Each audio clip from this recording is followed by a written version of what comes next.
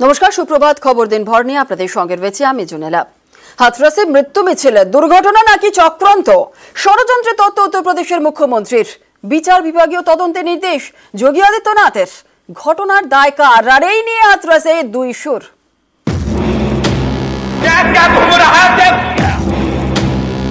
ধর্মীয় অনুষ্ঠানে বিশৃঙ্খলা, স্বঘোষিত ধর্মগুরুর পায়ের ধুলো নিতে ভক্তদের মধ্যে হুড়োহুড়ি। উত্তরপ্রদেশের হাথরাসে মৃত্যু মিছিল।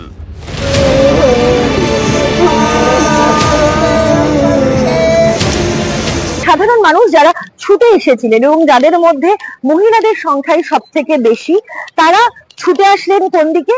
রাস্তার দিকে। এবং রাস্তার ধারে কি ছিল? ক্ষেত, এবং ক্ষেতের মাঝখানের এই ক্যানাল। এই ক্যানালের মধ্যেই তারা এক এক করে গিয়ে পড়তে থাকেন। এখনো সেই চিহ্ন কিন্তু ছড়িয়ে ছিটিয়ে রয়েছে। হাসপাতালগুলোর সামনে কান্না, রাতভর চলেছে ময়নাতদন্ত, শনাক্তকরণ আর দেহ হস্তান্তরের কাজ। এই হাথরাস জেলা হাসপাতাল সহ আরো মোট 4টি হাসপাতালে ময়নাতদন্তের প্রক্রিয়া চলছে এবং দেহ অতি দ্রুত হস্তান্তরের প্রক্রিয়া করা হচ্ছে। ভোলে বাবার সৎসঙ্গ, এই অনুষ্ঠানে যোগ দিয়ে শতাধিক প্রাণ চলে গেল। এর দায় কার? এ নিয়ে এখন হাথরাসেই দুই সুর। উত্তরপ্রদেশের পুলিশ প্রশাসনও কি দ্বিধায়? তাই কি স্বঘোষিত ধর্মগুরুর বিরুদ্ধে বুধবার পর্যন্ত পদক্ষেপ করা গেল না? एडीजी आगरा की अध्यक्षता में एक एसआईटी गठित की है, जिसने अपनी प्रारंभिक रिपोर्ट दी है। राज्य सरकार ने तय किया है कि हम इसका एक जुडिशियल इंक्वायरी भी करवाएंगे और जुडिशियल इंक्वायरी हाईकोर्ट के एक रिटायर्ड जज की अध्यक्षता में होगी। जो भी इसके लिए दोषी होगा उन्हें इसकी सजा देना। কেউ বলছেন এতজনের মৃত্যুর জন্য স্বঘোষিত ধর্মগুরুই দায়ী। तो कल का जो हादसा हुआ उसके लिए दोषी कौन हो सकता है? दोषी कोई है, भोले बाबा है दोषी, बिल्कुल सजा होनी चाहिए। मैनपुरी যেখানে ঠিক আমাদের পেছনেই রয়েছে ভোলে বাবার আশ্রম থেকে বেরিয়ে এসেছেন তারই এক ভক্ত, যিনি গতকাল হাথরাসের যে ধর্মীয় অনুষ্ঠান সেখানে উপস্থিত ছিলেন। कौन जिम्मेदार है इसका? जिम्मेदार तो किसी का नहीं। क्या केदारनाथ में मौत नहीं हुई, उनका कौन जिम्मेदार था? স্বঘোষিত ধর্মগুরুর আশ্রম মাইনপুরীতে প্রধান সেবায়েত দেবপ্রকাশ মধুকর সহ বাকি আয়োজকদের বিরুদ্ধে মামলা দায়ের করেছে পুলিশ। কিন্তু বুধবার পর্যন্ত এফআইআর কেন নাম নেই স্বঘোষিত ধর্মগুরু ভোলে বাবা ওরফে নারায়ণ সাকার হরির? উত্তরপ্রদেশ, মধ্যপ্রদেশ, রাজস্থান সহ একাধিক রাজ্যে তাঁর লাখো ভক্ত। বিশেষ করে পশ্চিম উত্তরপ্রদেশে বিপুল ভক্ত রয়েছে। তাই কি এই ধর্মগুরুর বিরুদ্ধে কড়া পদক্ষেপ নিতে দ্বিধায় উত্তরপ্রদেশ সরকার? एफआईआर एप्लीकेशन परमिशन के लिए जिन लोगों ने दी थी, प्रथम दृष्टया पहले एफआईआर उनके खिलाफ होती है और इसके बाद फिर उसका दायरा बढ़ता है। ये सभी अन्य लोगों के दायरे में आएंगे, जो भी इसके लिए जिम्मेदार होंगे वो इसमें आएंगे। दर्दनाक है जो हादसा हुआ है। पूरी सरकार की लापरवाही है। जानकारी सरकार के पास थी, उसके बावजूद भी सरकार को जो इंतजाम करना चाहिए था वो इंतजाम नहीं किया है। इस लापरवाही की वजह से जो जाने गई हैं उसकी जिम्मेदार सरकार है। घटना घटित हुई है तो इसके पीछे हादसा नहीं तो साजिश किसकी है, कौन इसके पीछे है? इन सभी पहलुओं को लेकर के राज्य सरकार ने तय किया है कि हम इसका एक जुडिशियल इंक्वायरी भी करवाएंगे। ऐसे लोगों की ये फितरत है कि चोरी भी और सीना चोरी भी। ये हर व्यक्ति जानता है कि सज्जन के फोटो किसके साथ में है, उनके राजनीतिक संबंध किन के साथ जुड़े हुए हैं। নিউজ 18 বাংলা। নারায়ণ সাকার হরি ভক্তদের কাছে ভোলে বাবা। উত্তরপ্রদেশের হাথরাসে এই স্বঘোষিত ধর্মগুরুর অনুষ্ঠানে পদপৃষ্ট হয়ে মৃত্যু শতাধিকের।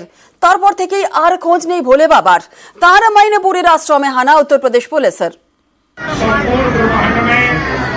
सदा के लिए जय जयकार हो, जगत जननी सदा के लिए जय जयकार। मानव भाई बहनों के चरणों में प्रार्थना है। মঙ্গলবার হাথরাসের ফুলেরাই গ্রামে ভোলে বাবা সৎসঙ্গের অনুষ্ঠান। সেখানেই হুড়োহুড়িতে পদপিষ্ট হয়ে মৃত্যু মিছিল। হাথরাসে এখন স্বজনহারাদের বুক ফাটা কান্না।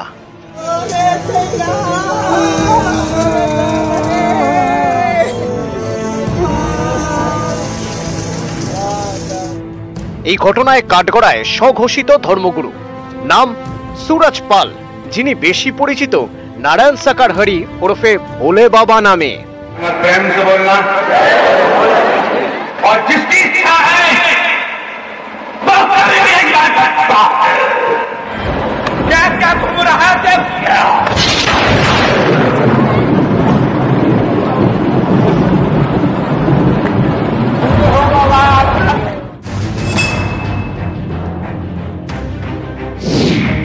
সুরজপাল থেকে ভোলে বাবা, স্বঘোষিত ধর্মগুরু।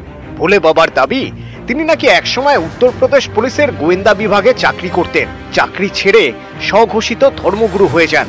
ধীরে ধীরে জনপ্রিয় হন ভোলে বাবা এবং নারায়ণ সাকার হরি নামে। নিজেকে হরির উপাসক বলে দাবি করেন এই স্বঘোষিত গডম্যান।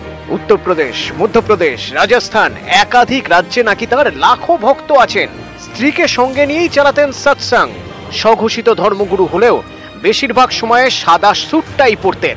সৎসঙ্গে ভোলে বাবা নাকি মানব ধর্ম নিয়ে নানা বাণী দিতেন। প্রতি মঙ্গলবার আয়োজন করা হতো ভোলে বাবা সৎসঙ্গ।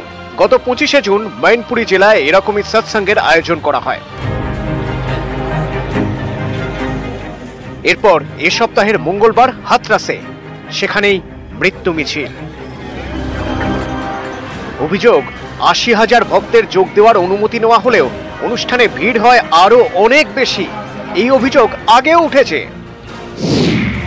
কোভিড কালে ফারুকাবাদে এক সৎসঙ্গের আয়োজন করা হয়েছিল। অভিযোগ কোভিড বিধি মেনে 50 জন ভক্ত সমাগমের অনুমতি নেওয়া হয়েছিল, আর সেখানে হাজির হয়েছিলেন অন্তত 50,000। মঙ্গলবারের ঘটনার পর স্বঘোষিত ধর্মগুরুর मैनपुरीর আশ্রমে হানা দেয় উত্তরপ্রদেশ পুলিশ। এই যে প্রাসাদপম আলিশান গেটওয়ালা, এটি হচ্ছে ভোলে বাবা ওরফে নারায়ণ সাকার হরির मैनपुरीর আশ্রম। যদিও এই মুহূর্তে আশ্রমে তিনি নেই বলেই পুলিশ জানতে পেরেছে। পুলিশের তরফ থেকে প্রহরা বসানো রয়েছে গেটের বাইরে। তার কারণ যেহেতু স্থানীয় একাধিক গ্রামের মানুষের মৃত্যু হয়েছে, ফলে সেই জায়গায় দাঁড়িয়ে যাতে কোনো আশ্রমের আবাসিকদের যারা রয়েছেন তাদের প্রতি যাতে কোনো হিংসাত্মক ঘটনা না ঘটে সেটা সুনিশ্চিত করতেই এই পাহারার ব্যবস্থা করা হয়েছে।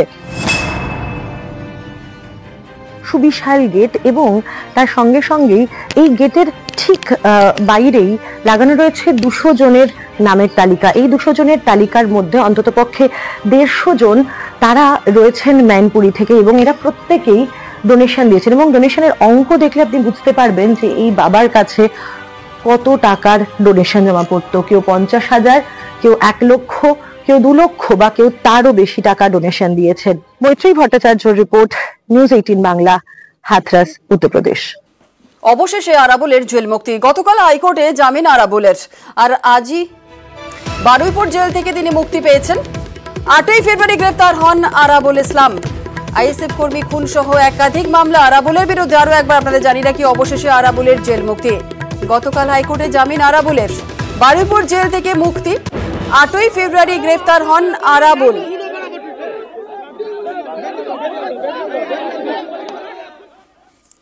মুক্তির দিনই গৃহহীন আরাবুল। ভাঙড়ে আরাবুলের ঘর দখল। ভাঙড় 2 পঞ্চায়েত সমিতিতে গৃহহীন আরাবুল। পঞ্চায়েত সমিতি থেকে সরল আরাবুলের নেম প্লেট। আর আরাবুলের ঘরে শওকত ঘনিষ্ঠ খায়রুল ইসলাম। ভাঙড়ে আরাবুলের রাজনৈতিক জীবনের কি সমাপ্তি? দেখুন, এটা আমার জানা নেই। আমি একটু বিষয়টা জানি, জেনে শুনে বলবো। কারণ আমি আজ বেশ কয়েকদিন পঞ্চায়েত সমিতি আমি যাইনি, কত প্রায় 1 মাসের কাছাকাছি। আমি একটু খোঁজ খবর নিচ্ছি। ভাঙড়ে বেআইনি নির্মাণের রমরমা। সরকারি জমি দখল করে একের পর এক নির্মাণ। কোথাও তৈরি হচ্ছে দোকান, কোথাও বা বাড়ি। অভিযোগ এলাকা তৃণমূল নেতাদের মদতেই এসব হচ্ছে। মানতে নারাজ স্থানীয় তৃণমূল নেতৃত্ব।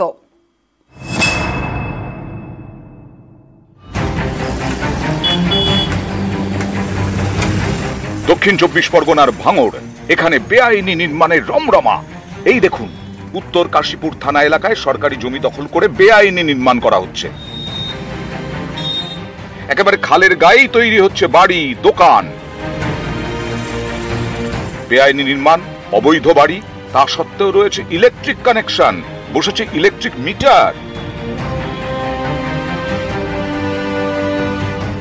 সম্প্রতি এসব বন্ধে সুর চড়ান মুখ্যমন্ত্রী।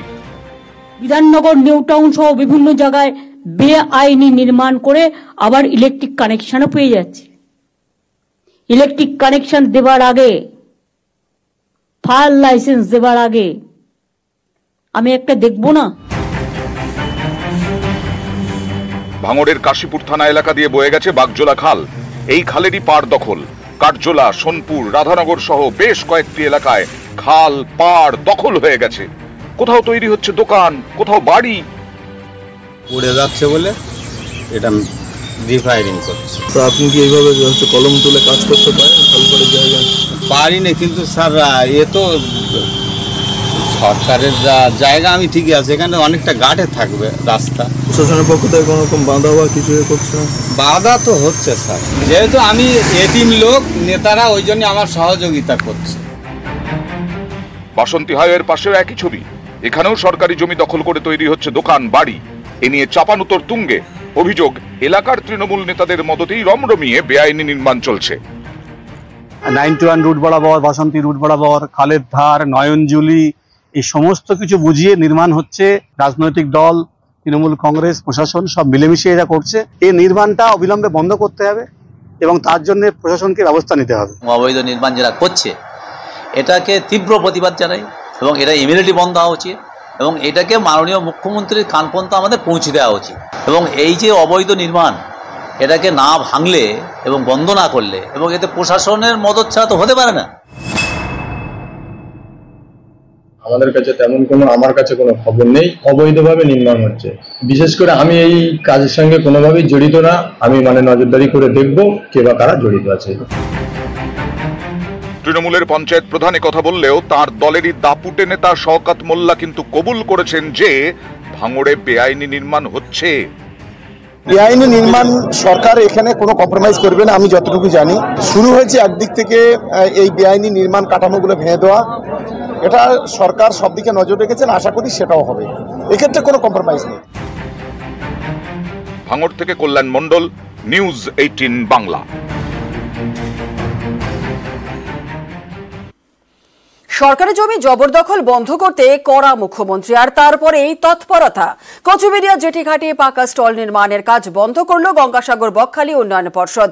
সরকারি জমিতে এই স্টল তৈরি করেছিল তৃণমূল পরিচালিত মুড়িগঙ্গা 1 নম্বর গ্রাম পঞ্চায়েত।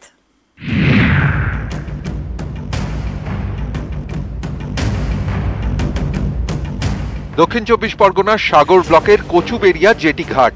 এই জেটিঘাটে সরকারি জমিতে পাকা স্টল তৈরি করছিল তৃণমূল পরিচালিত মুড়িগঙ্গা 1 নম্বর গ্রাম পঞ্চায়েত। এদিকে গত 24শে জুন সরকারি জমির জবরদখল নিয়ে ধমক দেন মুখ্যমন্ত্রী। তারপরই পদক্ষেপ। কচুবেড়িয়া জেটিঘাটে স্টল নির্মাণ বন্ধ করে দেয় গঙ্গাসাগর বকখালি উন্নয়ন পর্ষদ। স্থানীয়দের অভিযোগ, এই সব নির্মাণের জেরে দুর্ভোগ বেড়েছে, ছোট হয়েছে জেটিঘাটের রাস্তা। 5 ঘন্টা 7 ঘন্টা করে যে ভেসেল বন্ধ থাকে, ওখানটায় এত মানুষের জমায়েত হয়, থাকার মতো জায়গা, দাঁড়িয়ে থাকার মতো প্লেস হয় না। সেখানটায় এই কংক্রিটের যে ঘর হয়ে যাচ্ছে, কিন্তু একটা মানুষের দাঁড়ানোর একটা শেড নেই যে মানুষ দাঁড়িয়ে থাকবে রোদ্দুরের সময়। গঙ্গাসাগর রাজ্যের অন্যতম পর্যটন কেন্দ্র। সাগরে পৌঁছতে কাকদ্বীপের লট নম্বর 8 থেকে ভেসেলে চেপে যেতে হয় কচুবেড়িয়ায়, তারপর বাসে করে গঙ্গাসাগরে কপিল মুনির মন্দিরে। পুণ্যার্থীদের যাতায়াতের সুবিধার জন্য কয়েক মাস আগে কচুবেড়িয়া জেটিঘাট সংলগ্ন এলাকা থেকে হকারদের সরিয়ে দেয় প্রশাসন। তার জায়গায় জেটিঘাটে সরকারি জমিতে স্টল তৈরি করে দিচ্ছিল তৃণমূল পরিচালিত স্থানীয় পঞ্চায়েত। মুখ্যমন্ত্রীর ধমকের পরে সেই কাজই বন্ধ করে দেয় গঙ্গাসাগর বকখালি উন্নয়ন পর্ষদ। আমাদের পঞ্চায়েতের পক্ষ থেকেই করা হচ্ছে, হিট ফিনান্স থেকে। ওখানে রাস্তা চওড়া করার জন্য অনেক দোকানদারকে তুলে দিতে হয়েছে, তো সেই দুস্থ দোকানদারদের ওই দোকান ছাড়া আর কোনো পথ নেই তাদের ইনকামে। আমরা রিপোর্ট পাচ্ছি যে ওই স্টল বানানোর কাজ আপাতত মন্ত্রীমশাই বন্ধ করতে বলেছেন। জিবিডির মিটিংয়ের পরে যা সিদ্ধান্ত হবে তা আমাদের মেনে নিতে হবে। জায়গাটা কনজারভেটিভ হয়ে যাচ্ছে। এখন আপাতত যতটা কাজ হয়েছে বন্ধ রাখতে বলা হয়েছে। পরে আমরা জিবিডিএর ইঞ্জিনিয়ার সেল এবং বিডিও অফিসের ইঞ্জিনিয়ার সেল সহ পঞ্চায়েত গিয়ে ওটা কি করে এর একটা স্থায়ী সমাধান করা যায় তার জন্য আগামী দিনে ব্যবস্থা নেওয়া হবে। সাগর ব্লকের সেচ দপ্তরের আধিকারিক কৃষ্ণ গোপালের দাবি, জেটিঘাটের জমি সেচ দপ্তরের, অথচ সেচ দপ্তরকে কিছুটা নিয়ে সেখানে স্টল তৈরি করা হচ্ছিল। গঙ্গাসাগর থেকে বিশ্বজিৎ হালদার, নিউজ 18 বাংলা। আলিপুরে জঞ্জাল যন্ত্রণা। বছর 3 আগেই নতুন মাঝেরহাট ব্রিজের উদ্বোধন হয়, সেই থেকেই বন্ধ রয়েছে বেইলি ব্রিজ। আলিপুরের এই জায়গায় রাস্তা বন্ধ, সেখানে এখন জঞ্জালের পাহাড়।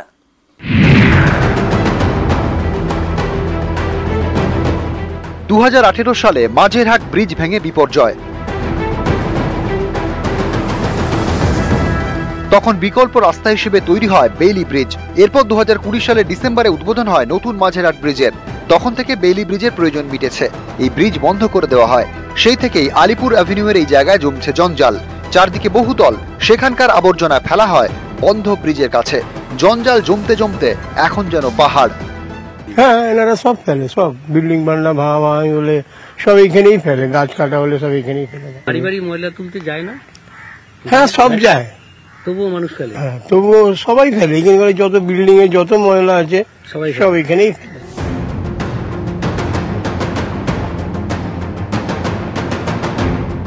আলিপুর অ্যাভিনিউয়ের এই অংশটি কলকাতা বন্দর কর্তৃপক্ষের। কলকাতা পুরসভার দাবি, এই কারণে সেখানে তারা আবর্জনা ফেলা জায়গা করতে পারছে না, তাই বাড়ি বাড়ি গিয়ে সাফাই কর্মীরা আবর্জনা সংগ্রহ করেন। কিন্তু তারপরেও অনেকেই রাস্তাতেই জঞ্জাল ফেলছেন। এ নিয়ে বাসিন্দাদের সচেতন করতে উদ্যোগ নেয় পুরসভা, নোটিশও দেওয়া হয়। অভিযোগ, তারপরেও ছবিটা বদলায়নি। এবার তাই কড়া বার্তা মেয়রের। সচেতনতার সাথে সাথে ফাইন করতে হবে। নোংরা তুমি যেখানে সেখানে ফেলতে পারো। আমি আলিপুরেও দেখছি বিভিন্ন বহুতল বা কমপ্লেক্স থেকে কন্ট্রাক্টররা নিয়ে গিয়ে রাস্তার একটা ধারে ফেলে দিচ্ছে। বর্ষাকালে আতঙ্ক এই এলাকায়। এই আবর্জনা থেকেই ডেঙ্গির মশা ছড়াবে না তো? সেই আতঙ্কই বাড়ছে কলকাতা পুরসভার ৭৪ নম্বর ওয়ার্ডে। ক্যামেরায় রাজীবের সঙ্গে বিশ্বজিৎ, নিউজ 18 বাংলা।